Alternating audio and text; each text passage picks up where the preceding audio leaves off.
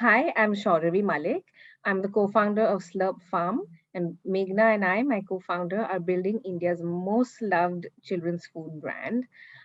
Innovation is at the heart of everything that we do, and it's been a lot of fun to do this.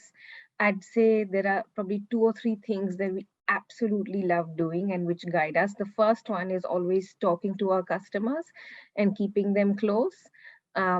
We have kids of our own, but we also have a whole network of mothers who are Slurp Farm ambassadors whom we speak to. We talk to all customers and we get a lot of live feedback from them. And where, in today's world, founders basically are watching Instagram, Facebook comments, Facebook messages, email inbox, right? And all of the inspiration for new products comes from there. The second part of it is really we go to a lot of global consumer food fairs and see what's happening, what are the trends, and then we always adapt for India because what works everywhere doesn't always work, right? And our palates are different. We like to eat a certain way. There has to be a little bit of spice in certain things.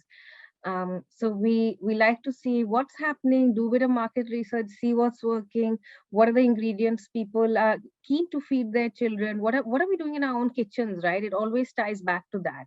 I think marketing has really, if I were to start from day zero to today, day zero, our budget was also zero. So all of our marketing would really be being out there, talking to as many people as we could, word of mouth, spreading the word, being at different fairs and events. This was pre-COVID. We did a lot of things like be available at different play areas and try to reach out to parents. And I would say that post COVID, it really moved into the digital world. So um, we also grew as a company and we started really spending on our marketing budget on how to reach out to our customer in an online format. So be it Instagram, be it Facebook, be it on Amazon, be it on Big Basket, we were finding ways to send our messages.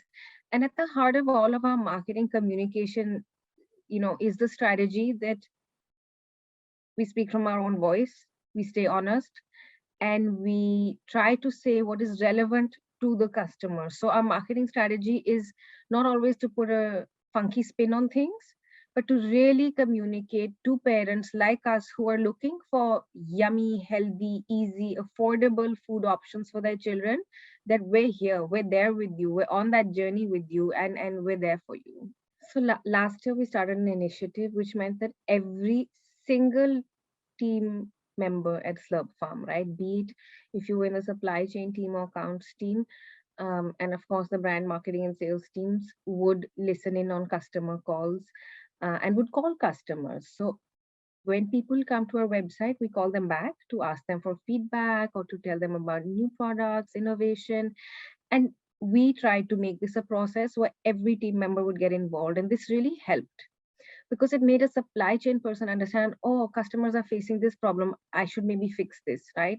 Or it made somebody in accounts understand. So it meant that the whole team basically, in some ways, we even changed the name of the team, and that has its own problem because we made the sales and marketing team be the customer team, because we said, why do we exist? We only exist for the customer, right? So you can talk about saying, I do this, I do that, but at the end of the day, your revenue comes from your customer, and your customer is your reason to exist. So it's not only about the founders or two, three people in the company doing customer listening or it being a marketing exercise. Everybody at Slurp Farm listens to customers. And I feel like that has helped us really build empathy with the end consumer always. And for us also, it's interesting because our consumer is a child, but our customer is the mother, right? Um, and I think the other thing that has always kept us close to what our consumer is doing or saying is that pre-COVID, we would always be there in an offline format to physically go meet them, but we run market surveys on a quarterly basis to understand what customers are saying. And I'll give you a few examples. For example, last year we learned that a third of our customers are actually not parents. So there were young men even, not women necessarily, men on a fitness diet, wanting to eat non-gluten foods. So that spawned a whole new category of products that you're going to see this year. But I think that listening to your customer and hearing and looking at the data actually on the analytics of what is happening to your customer base is where innovation lives.